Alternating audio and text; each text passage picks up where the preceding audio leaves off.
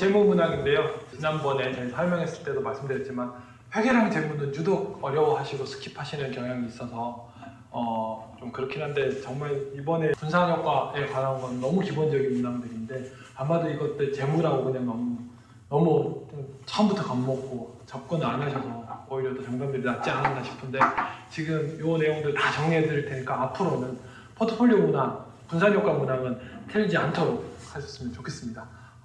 기본적으로 포트폴리오 이론이라는 게 특별한 게 없어요. 여러분 이미 많이 들어보셨을 거예요. 계란은 한 바구니에 담지 마라 라는 말. 그러니까 분산해서 놔두면 어떤 위험이 터졌을 때 그 위험을 우리가 조정할 수 있다. 분산시켜서 위험을 최소화할 수 있다 라고 하는 것들이거든요. 그래서 뭐 예를 들면 이런 거죠.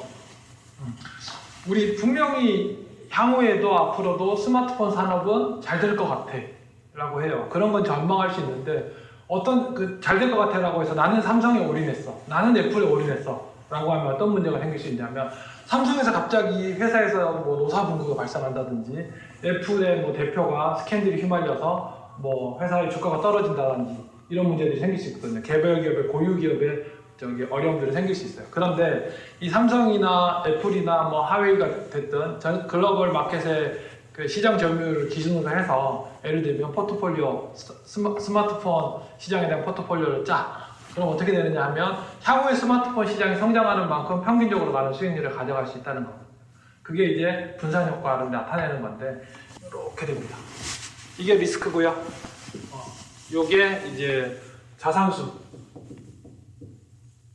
수인데 처음에는 전체적으로 높아요. 근데 포트폴리오를 많이 구성하면 구성할수록 어떻게 되냐면 여기 리스크가 어떻게 돼요? 이제 평행선으로 가는 거거든요. 더 이상은 줄어들지 않는.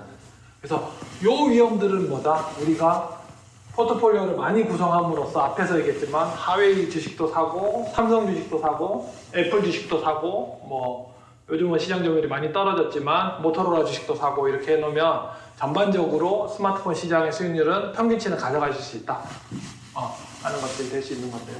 요 얘기들을 잘 이렇게 확인해서 보시면 될 겁니다. 거기에 대한 용어를 묻는 문항이었거든요. 사실 이번에는 그 개념도 잘 이해하시고 보시면 되겠는데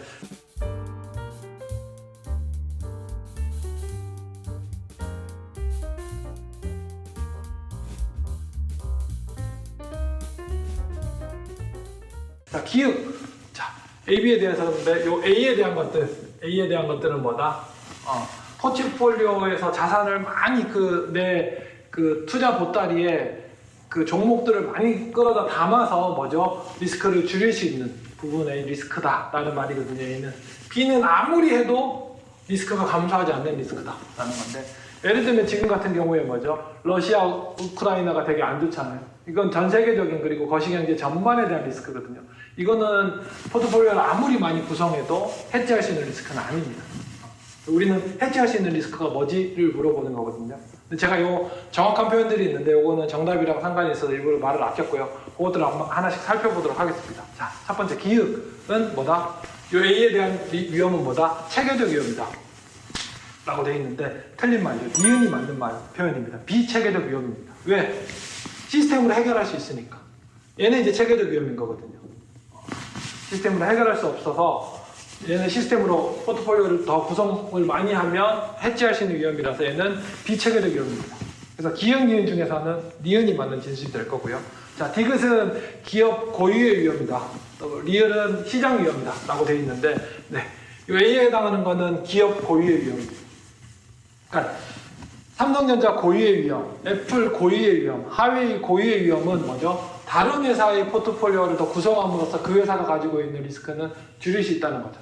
예를 들면 삼성전자가 파업을 했어. 해서 삼성전자 주가가 떨어졌어. 그럼 어떻게 되죠? 상대적으로 경쟁사인 애플 물건이 잘 팔릴 테니까 애플의 주가는 높아질 거예요. 그러면 삼성전자가 이론적으로 보자면 삼성전자 주가가 하락한 만큼 애플 주가가 상승할 테니까 나의 평균 수익률은 그대로 가져가질 겁니다. 그래서 요거는 뭐다? 기업 고유의 위험이다라고 하는 거예요. 시장 위험은 뭐냐면 모든 기업에 동시에 적용되는 위험이야. 지금 우크라이나 사태처럼. 혹은 뭐 환율이 급락하는 위험처럼. 시장에 동시에 적용되는 위험들은 시장 위험이라고 하고 이건 해지가 안 되는 위험들이죠. 계속 평행선으로 가는 위험. 그래서 디귿 리을 중에서는 뭐죠? 얘는 디귿에 해당하는 답이 되겠습니다. 그 다음에 미음, 비읍 같은 경우에는 미음은 분산 가능한 위험, 비읍은 분산 불가능한 위험이다 라고 되어 있습니다. 그래서 여기 보시다시피 뭐죠? 얘는 뭐죠? 포트폴리오를 구성하는 수를 더 늘리면 늘릴수록 위험이 사라진다. 즉 분산이 가능해지는 위험이다 라고 해서 뭐죠? 분산 가능 위험. A는 분산 가능 위험, B는 분산 불가능. 아무리 포트폴리오를 구성해도 안 되는 위험이다 라고 해서 답을 찾아보시면 얘는 비체계적 위험, 니은, 그 다음에 기업 고유의 위험, 디귿, 그 다음에 분산 가능 위험, 미음 해서 니은, 디귿, 미음이 있는 4번이 정답이 되겠습니다.